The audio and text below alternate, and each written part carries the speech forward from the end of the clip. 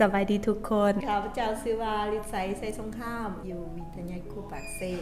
จบปริญญาโทมาแต่ประเทศออสเตรเลียปริญญาโท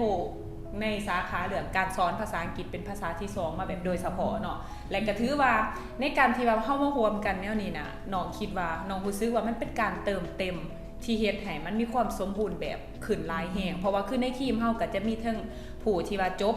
คู่ภาษาอังกฤษจากประเทศลาวและก็จากต่างประเทศและน้องเองก็แม่นจบสายด้านการศึกษาเนาะแต่ว่าจะบ่แม่นสายคู่เนาะจะเป็นแบบเบิ่งภาพรวมหลายๆอย่างก็ถือว่ามีอาจารย์ต่างประเทศอีกเนาะโดยแม่นเฮาก็มีอาจารย์ต่างประเทศที่แบบว่ามาเบิ่งแล้วก็มาให้ฟีดแบ็กในเรื่องบทสอนเฮานำอีกพิเศษอันนึงก็คือเฮาจะเน้นการให้ทักษะ soft skill เนาะก็คือทักษะความเป็นผู้นำแก่นักเรียนซึ่งว่าอันนี้เป็นอันพิเศษซึ่งว่าเอื้อยนี่ก็ได้สอนได้หลายบนเนาะแต่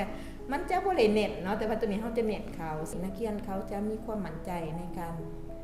ใส่ภาษาในการเขียนในการเป็นเจ้าตัวเองในการเขียนด้วยน้องก็ดีใจหลายที่ว่าเฮาได้มาร่วมพลังกันมาร่วมพลังกันก็ได้เนาะที่ว่าสร้างแผนกิจกรรมและแผนการเรียนการสอนที่ว่าเฮ็ดให้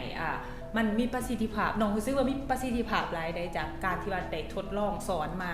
และก็บ่แม่นว่ารู้สึกเองแต่เฮาได้เพราะว่าเฮาก็ได้ถามนักเรียนนำคือกันนักเรียนก็รู้สึกแม่นที่เฮาได้เฮ็ดเนาะคือนักเรียนแม่นนักเรียนก็บอกว่าแบบม่วนแฮงแบบเรียนอยู่นี่บ่คือเรียนอยู่บ่อนใดเลยและคือรู้สึกว่ามีโอกาสได้พัฒนาโตเขาเจ้าเองเพราะว่าในการที่ว่าเฮาใส่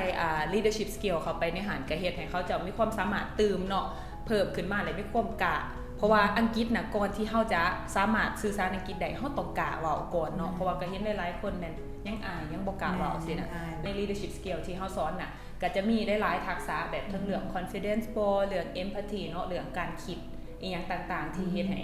ในบรรยากาศในการเรียนของเฮามันมีความแบบ comfortable ขึ้นหลายกว่าเก่าเนาะโดยให้ลูกหลานเฮาได้เข้ามาลองตัวจริงเนาะมันเป็นจังได๋คักคือเข้าว่าแถบ่นี่ต้องได้เข้ามาได้เนาะโดยและก็อยากบอกว่าอันที่นั่งเฮาก็ค่อนข้างว่าจำกัดเนาะเพราะว่าเฮาอยากเน้นคุณภาพเลยให้ทุกคนได้เว้าแท้ๆได้ฝึกเลยได้เก่งแท้ๆเฮาก็เลยเอาเพียงแต่10คนต่อห้องเท่านั้นเนาะ